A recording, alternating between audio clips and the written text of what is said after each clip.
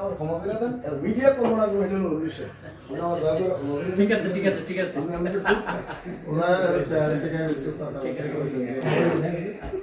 ঠিক আছে না আমরা যদি মনে করেন আমরা ব্যস্ত হইতাম এর আগে যে কিছু আমি দেবিদ্বার থানা মোহনপুর ইউনিয়নের 5 নং ওয়ার্ডের মেম্বার নদ্দা গত 13 তারিখ এবং কি গতদিন রাত্রে একটা মানে মাহফিলে আমাদের হুজুর গেছিল আর এবার হুজুর সাহেব এতে আমাদের অনেক কেন একটা তর্কাতর্কি হয় বিতর্কিত হয় যার কারণে হুজুরের কাছে আমরা হয়তো ক্ষমা প্রার্থী যার কারণে আমরা আজকে হুজুরের দরবার শরীফে আসছি ঠিক আছে আপনারা দয়া করে আপনারা আমাকে ক্ষমা করে দিবেন হুজুর কাছে আমি ক্ষমা চাইছি হুজুরও আমি আশাবাদী হুজুরও আমাকে ক্ষমা করে দিবে বা আমাদেরকে ক্ষমা করে দিবে সবাই আমাদের জন্য দোয়া করবেন ভবিষ্যতে যাতে এরকম না হয় যার কারণে আমরা আপনার কাছে মানে চিরকৃতজ্ঞ থাকব আসসালামু আলাইকুম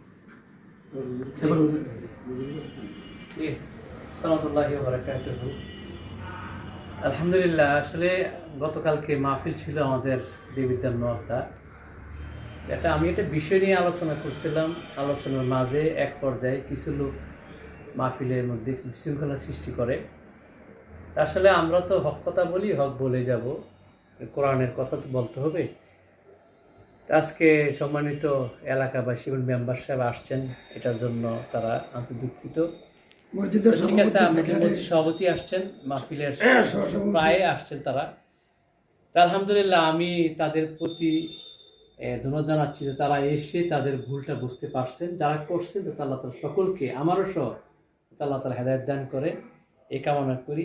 আলহামদুলিল্লাহ কেউর প্রতি আমার আর কোনো দুঃখ নাই ভালোবাসা থাকবে দোয়া থাকবে সকলে ভালো থাকবেন সুস্থ থাকবেন এবং অনেকে ফেসবুকে আপলোড দিয়েছেন তো আশা করি এটা নিয়ে আর বিভ্রান্ত শোনা দরকার নেই ওনারা আসছেন মসজিদের সভাপতি সাহেব আসছেন তো আমি আল্লাহর হস্তে আমি নিজেও ওদেরকে ক্ষমা করছি ওরাও আমাকে ক্ষমা করে দিয়েছেন দোয়া করবেন সালামাতুল্লাহ